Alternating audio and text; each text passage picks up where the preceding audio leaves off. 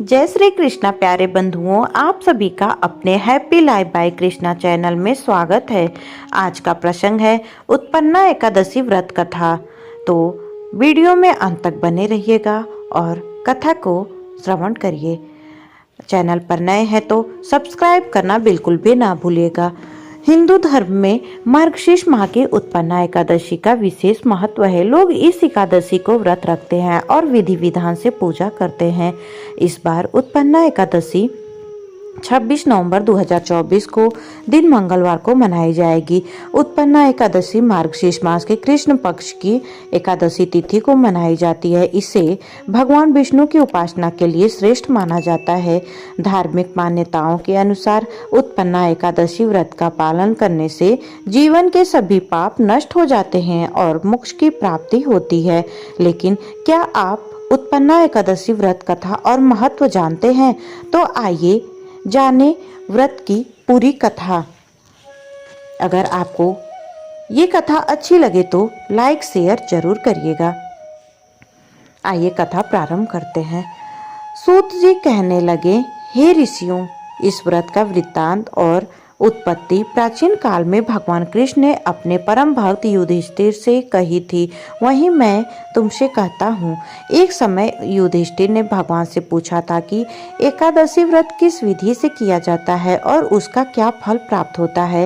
उपवास के दिन जो क्रिया की जाती है आप कृपा करके मुझसे कहिए। यह वचन सुनकर श्री कृष्ण जी कहने लगे, हे युधिष्ठिर, मैं तुमसे एकादशी के व्रत का महत्व कहता हूँ, सुनो।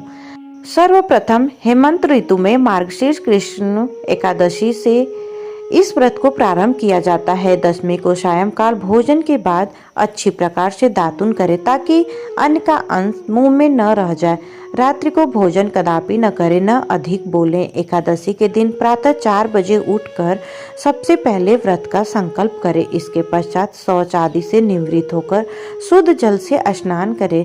व्रत करने वाला चोर, पाखंडी, पर स्त्रीगामी, निंदन, मिथ्याभाषी तथा किसी भी प्रकार के पापी से बात न करें।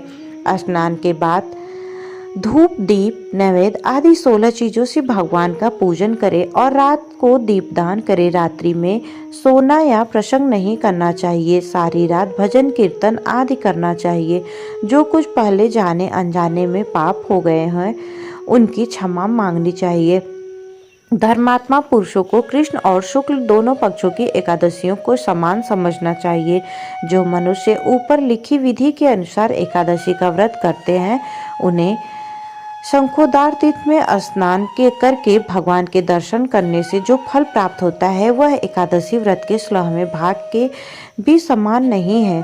व्यतिपात के दिन दान देने का लाख गुना फल होता है। संक्रांति से 4 गुना, लाख गुना तथा सूर्य चंद्र ग्रहण में स्नान दान से जो पुण्य प्राप्त होता है वही पुण्य एकादशी के दिन व्रत करने से मिलता है। अश्वमेध यज्ञ करने से 100 गुना तथा 1 लाख तपस्वियों को 60 वर्ष तक भोजन कराने से 10 गुना, 10 ब्राह्मणों अथवा 100 ब्रह्मचारियों को भोजन कराने से 1000 गुना पुण्य भूमि दान करने से होता है।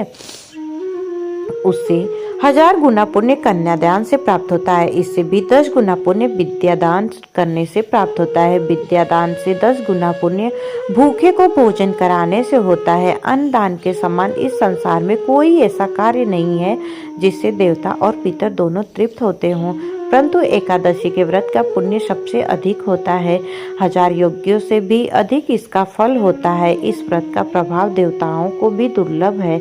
रात्रि को भोजन करने वाले को उपवास का आधा फल मिलता है और दिन में एक बार भोजन करने वाले को आधा ही फल प्राप्त होता है, जबकि निर्जल व्रत रखने वालों को महात्म्य तो देवता भी वर्णन नहीं कर सकते।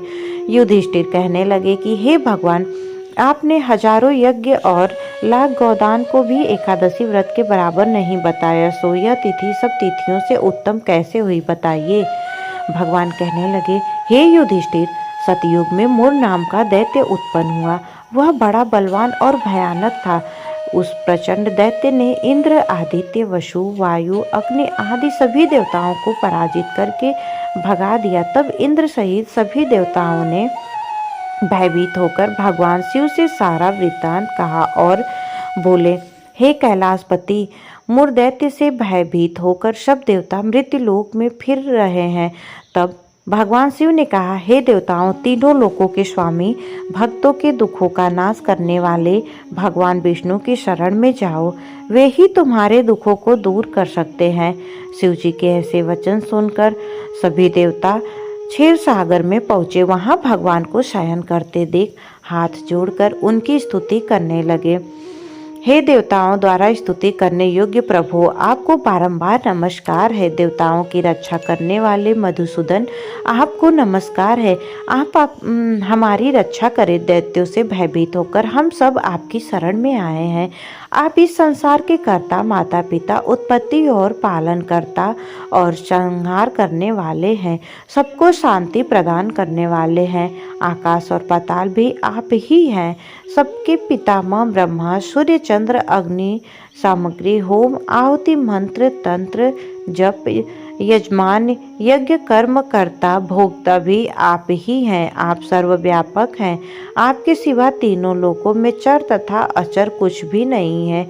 हे भगवान, दैत्यों ने हमको जीतकर स्वर्ग से भ्रष्ट कर दिया है और हम सब देवता इधर उधर भागे भागे फिर रहे हैं।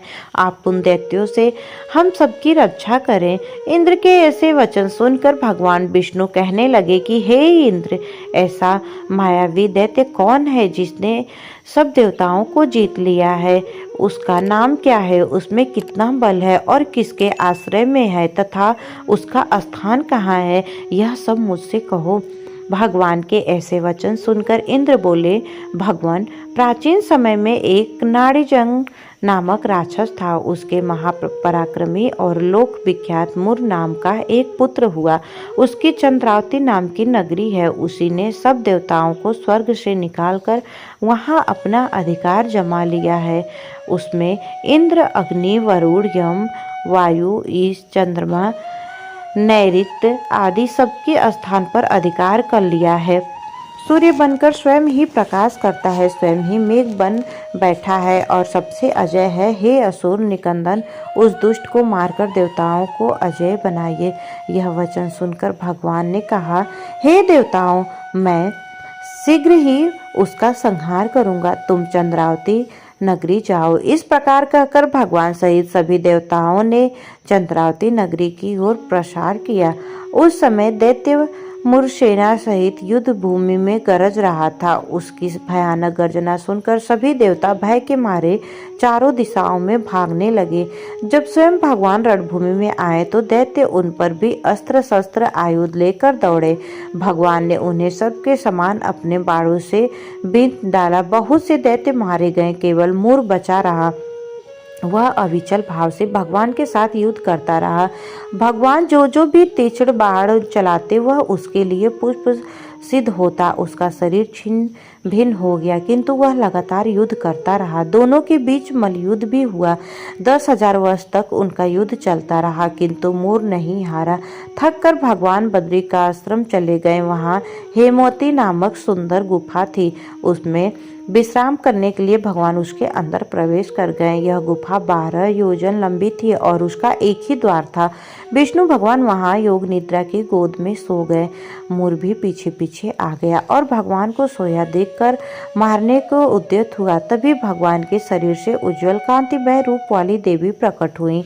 देवी ने राक्षस मूर को ललकारा, युद्ध किया और उसे तत्काल मौत के घाट उतार दिया।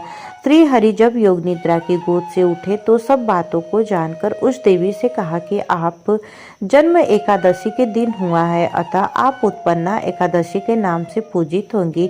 आपके भक्त वही होंगे जो मेरे भक्त हैं।